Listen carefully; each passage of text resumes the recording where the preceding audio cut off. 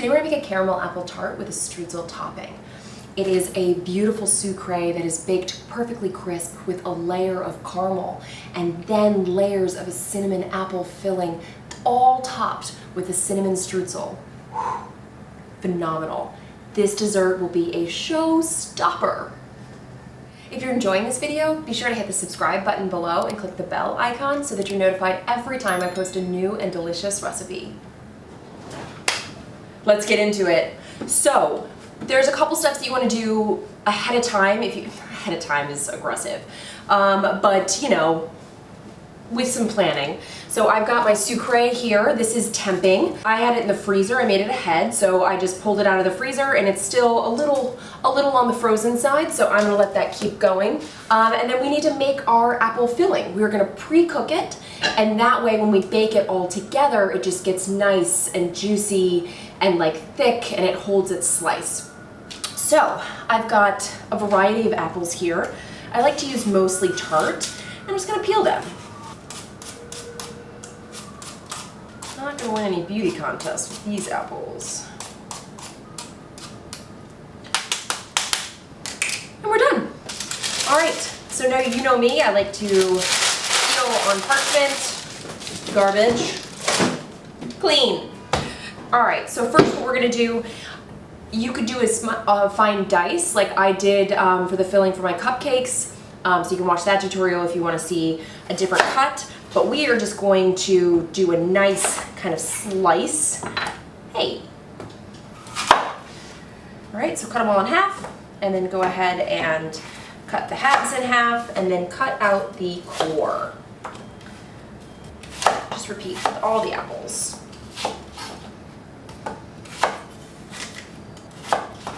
Done.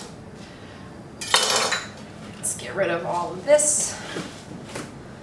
And now, you could slice these with a knife, like so, but I am not feeling up to the challenge. So I'm gonna do it on a mandolin.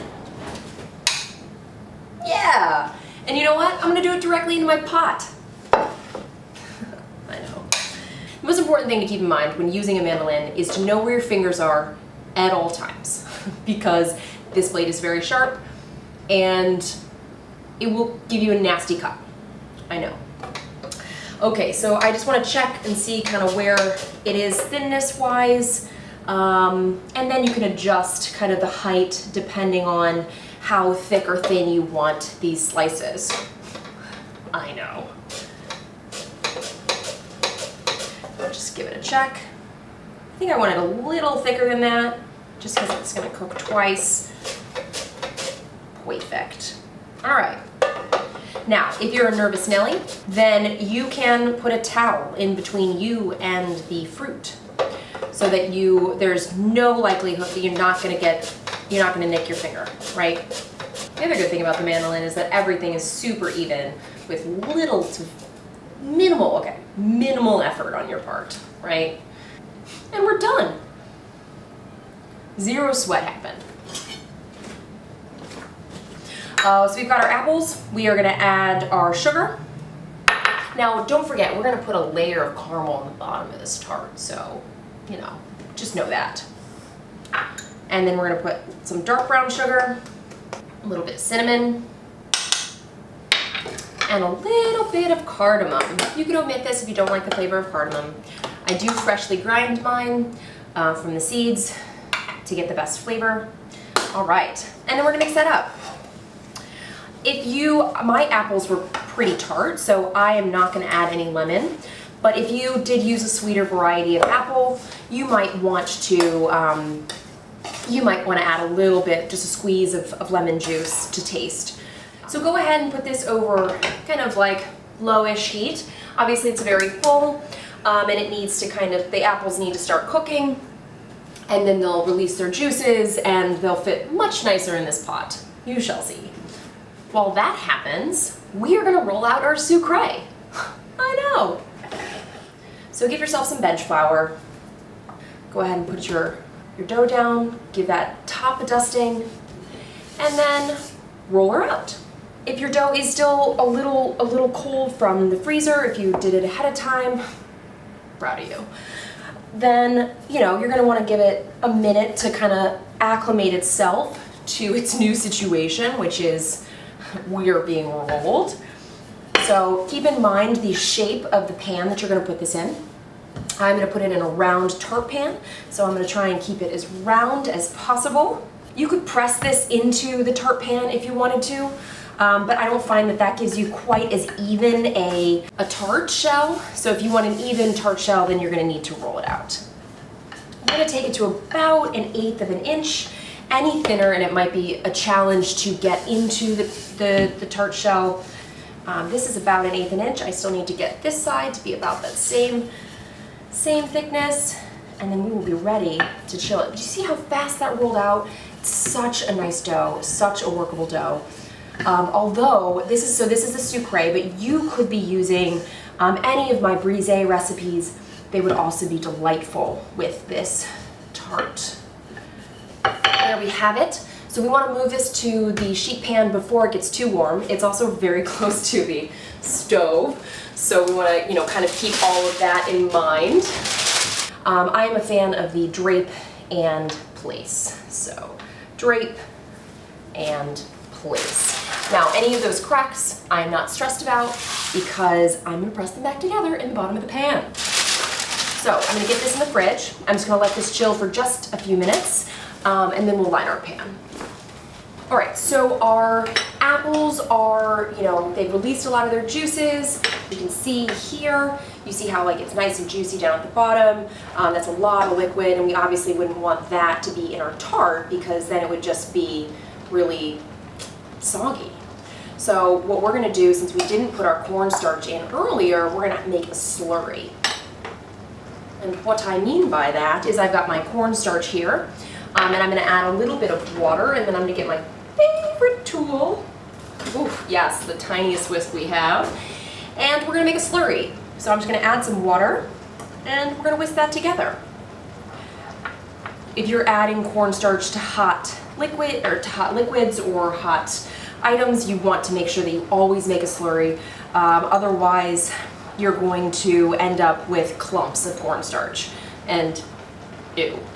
So you see what I've got here? I've got a nice little, looks like milk. Perfect. So we're gonna take that and we're gonna pour it in, all up on there, get every last drop, and we're gonna stir it in. You can see that that has already thickened down there, and it'll actually, you can, I mean, it's instantaneous because it's already hot. But the key is that cornstarch needs to boil for 1 minute. In the meantime, I'm going to actually, since we're not ready to assemble our tart, I'm gonna kind of cool this down. I want it to stop cooking because the apple slices are thin and we don't want to have an overcooked soggy tart. We want to have a perfectly tender, you know, slightly crisp tart. So the way to do that, to stop the cooking, is to kind of pour it out onto plastic or parchment lined sheet pan and just let it kind of cool down. We can put it in the fridge if we want, but we just want it to stop cooking in the pan here. So kind of spread that out, right? I'm gonna put a little piece of plastic on top, I'm gonna poke some holes, and I'm gonna pop this in the fridge. Does it have to be cold when it goes into the par-baked crust? No. So if you have your crust already ready, you don't need to do this. You can put this directly in even a warm crust, as long as you have all of your other components ready. Holes have been poked, and this is going in the fridge, but not next to my tart crust. So, here she is. And all I'm gonna do is take it and put it directly on top of here. If you wanted to cut some of that off, you could totally do that, up to you. But I feel no such inclination, and I'm not stressing. Remember, I'm not stressing about those little holes. And I'm just gonna go ahead and kind of delicately get it into the corners, right? I know you're stressing about those, but don't.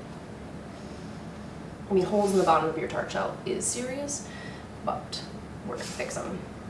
So, we have lined all of the sides, and I'm gonna take some pieces from the sides, and I'm just gonna press that into those holes. And they're not even, like, you could actually just kind of press those holes together. No one's gonna see that part. What they are gonna know is that you have a super tender crust, and that it's like magically soft, and you're like, how is this so delightful? And you're like, it's awesome. All right, so let's go ahead and pop this on here. And then what we're gonna do is we're just going to use the tart shell as a guide for cutting it. You could run your rolling pin around it if you'd like, but I don't think that we need to be that persnickety today. I did that in my mini chocolate tarts, so you can see that. Now, I am gonna chill this one more time before I bake it so that it doesn't shrink. Because while this tart shell is forgiving, it's not that forgiving.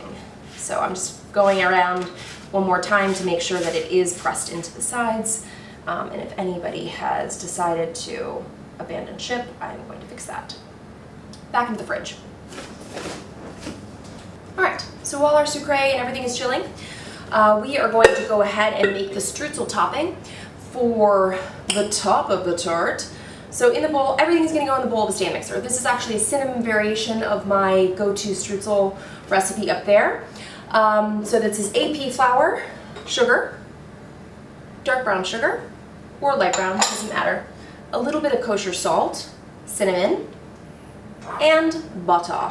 Go ahead and get all of that in there, and then you're gonna fit that into the bowl of your stand mixer, and then you're just gonna let that go on low. You're just gonna cut it in until it's completely homogeneous and it looks like cookie dough. Meanwhile, we're gonna quickly par bake our tart shell.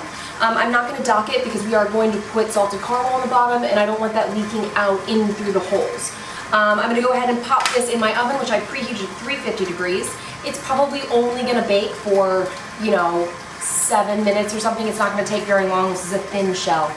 But if yours is a little thicker, you're just gonna wanna look for like a golden brown. So we're gonna let that bake. We're gonna put our apples and stuff in there when it's already warm, which is also gonna make it easier to spread the salted caramel, fun fact. And we'll do all of that once the shell is done and our streusel is done.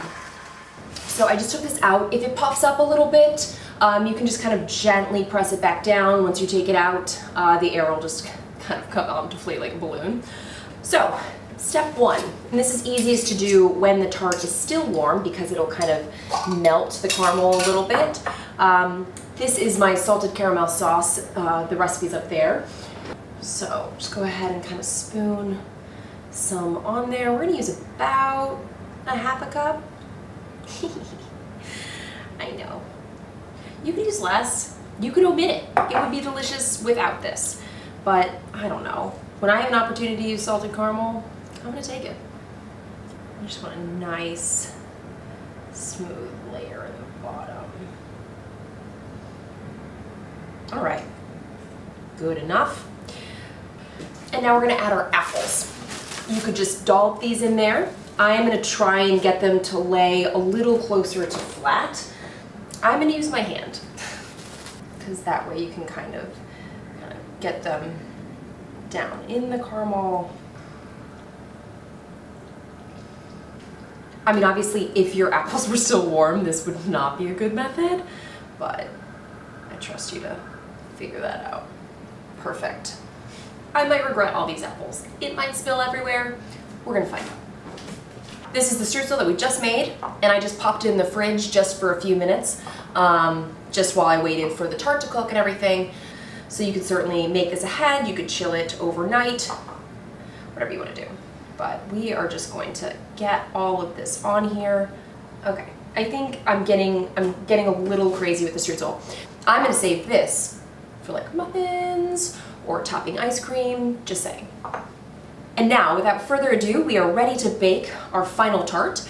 Now, since everything has been baked essentially already, except the topping, we're really just waiting for the sucrée, the tart shell to brown a little bit more. We're waiting for the inside to just kind of bubble and, it'll thicken a little bit more. And then we're waiting for our streusel topping to cook. So that's not gonna take that long. We just wanna wait until it's brown and until we see some bubbles from the filling. I'm gonna check it in 10, give it a rotate, see what she's doing. It'll probably bake close to 30, but I want to keep an eye on it just in case. She is out. So she bubbled aggressively around the edges. Everything is a nice golden brown, and the aroma is amazing. So before it cools completely, we want to kind of like free the edges just a little bit where the caramel bubbled, because that way, otherwise it will just kind of cool and be like glue and it will never come off. Well, it will, but it will take half of your tart with it. So we want it to all come out nicely, or as nicely as she can. Okay, so we are back. So our tart has cooled enough to touch, right? It's been about an hour, I want to say, but it is not completely cool, right? I'm just gonna test, kind of test and see where, if it's sticking anywhere, and if it is, then I'll put it back down and I will cut around the edges again. But this way, you know, you can get your tart ring off while it's still a little bit warm. You don't want to take the bottom one off just yet, because that's just asking for trouble. So I'm gonna put her back down gently, carefully, lovingly. And then I'm gonna let her cool a little bit more, at least an hour more. You could serve it still warm, and it'll slice beautifully. It will eat amazing right now, but in order for me to get it off the bottom and show you the rest, I'm gonna let it cool just a little bit longer, but you could totally serve it and it would be phenomenal. All right, our tart has cooled considerably. It's still a little warm in the center, but I think she should be good enough to get off of the tart pan. If not, we can always cut her on the tart pan. Like, no one says that you have to take it off of this pan. So if you take it off too soon, then it will fall apart. But the good thing about a tart bottom is that it will stay where you put it.